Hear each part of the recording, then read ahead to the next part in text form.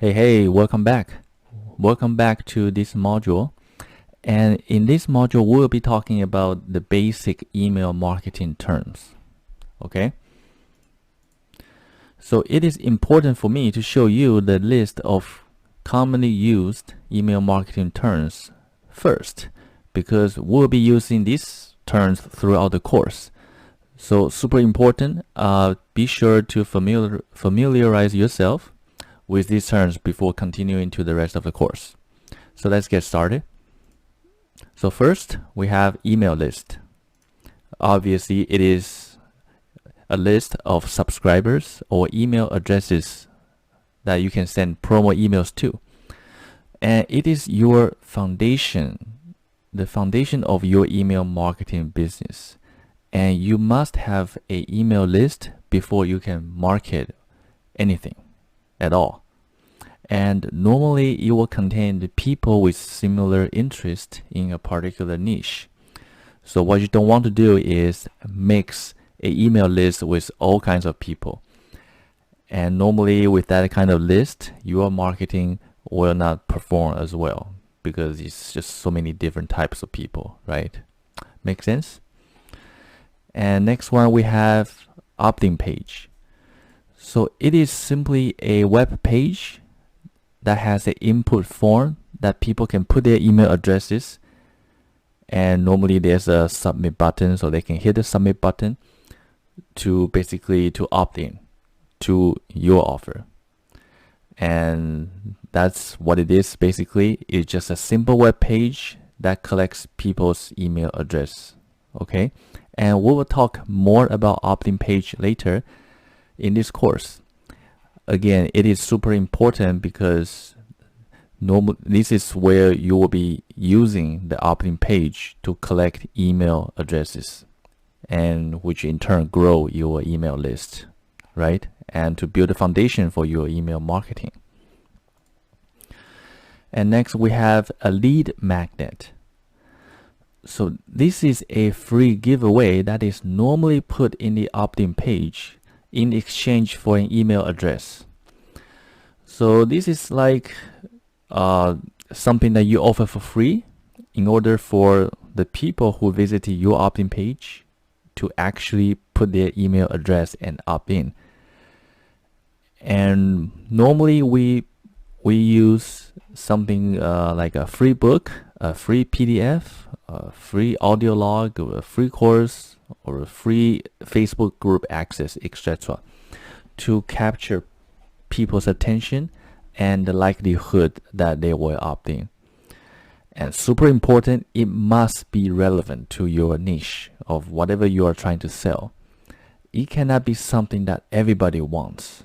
Okay, you cannot offer free money or free gold, free vacation in exchange for email, because those are something everybody wants. And you are likely to get a very high opt-in rate, but they maybe just want to be here to leave their email address just to get those free stuff from you. And that will make your sales process later not performing well. Okay, so super important. Okay, and next we have a autoresponder. So it is a software used to store the email list and allow you to send emails to your subscribers. And this type of software normally can also track your subscribers' open rate and click rate, two of the most important metrics in measuring your email marketing performance. We'll talk more about these later. And with this software, you can send email automatically, therefore the name autoresponder. So it works like this.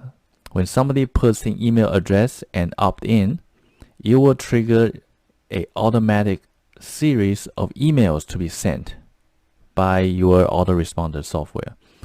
Well, of course, you have to design those emails. But what these emails are doing is trying to get the subscribers back to the sales offer or sales page. All right, so you're doing some automatic sales process once they opt in. And of course, you can send broadcast emails, also known as newsletter, to your subscribers to update them with your latest product or services. So example of this would be GetResponse, Aweber, or MailChimp. Those are the few of the most popular autoresponder software out there. We talk about this, a broadcast or a newsletter. So this is basically an email that you can manually send to your list at a scheduled time using your autoresponder software. Okay, very simple. And next we have call to action, also known as CTA. So it is basically a hyperlink with a description that tell your subscribers to click on. And for example, learn more about the program, and you want to wrap that with a hyperlink to your sales page. All right, or click here to access the training. Another call to action right here with a link to your free training or whatever, right? We also have open rate. We briefly talked about this in previous slide. So it is a measure or a percentage of people who open an email you sent. So for example, you send 100 emails to 100 subscribers, and 5 of them actually open your emails, and that will get you a 5% open rate. So it is a very important metric because we want to get as high as possible the open rate, because the more opens, the more likely they will click on the CTA or the hyperlink in your email, and more likely you will end up with a sale, right? And of course, next we have a click rate. It is a percentage of people who click on a link within the email that you sent. So in other words, the number of people or the percentage of people who click on your CTA link. So for example, you send 100 emails, you got 5 opens, and 2 of those people who open your email actually click on your link. And in this case, you can measure in 2 ways. You can measure against the total number of emails sent, and in this case, that's 2% click rate. And you can also measure against the 5 people who have actually opened your emails, and that will get you 40%. And your autoresponder software can normally track these 2 metrics for you. I mean, the open rate and click rate.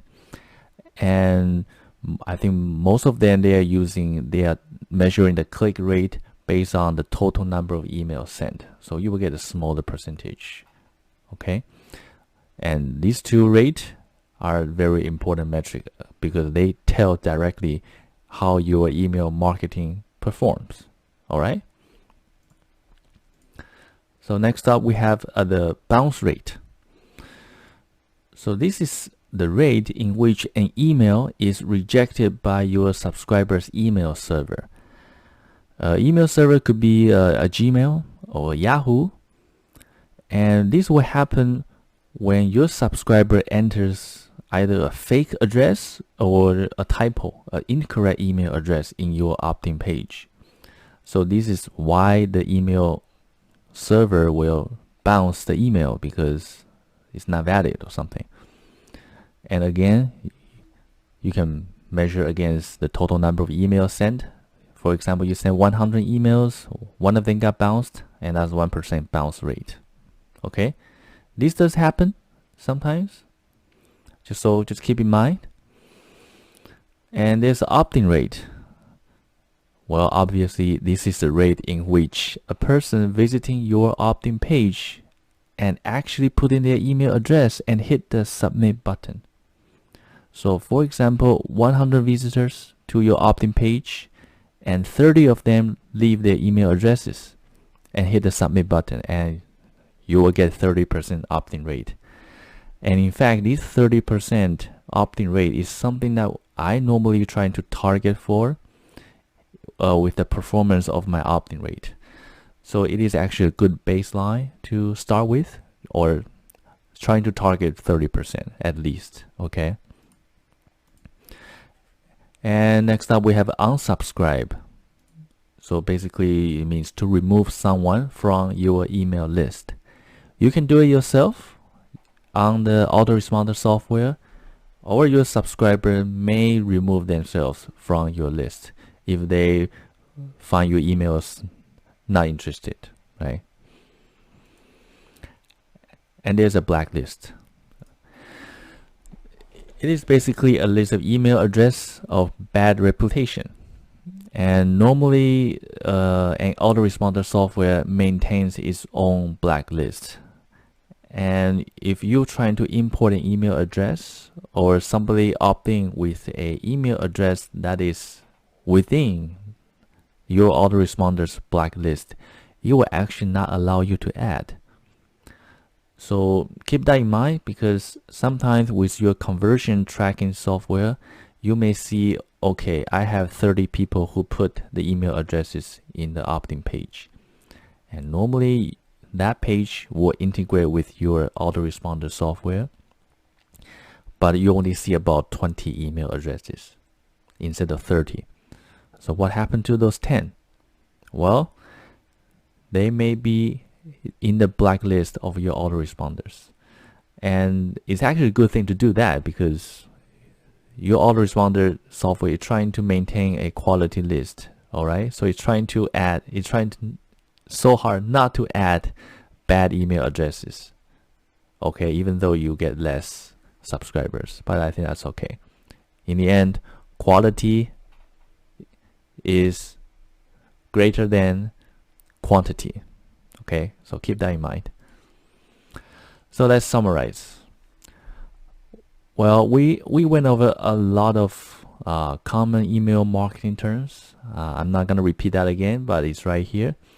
So make sure you get a good understanding of these terms, because we'll be using them throughout the course. And so before we move on, so make sure you maybe revisit the previous slides. And in the next module, we will start talking about collect leads using opt-in pages. So when you're ready, you may move on, and I will see you there.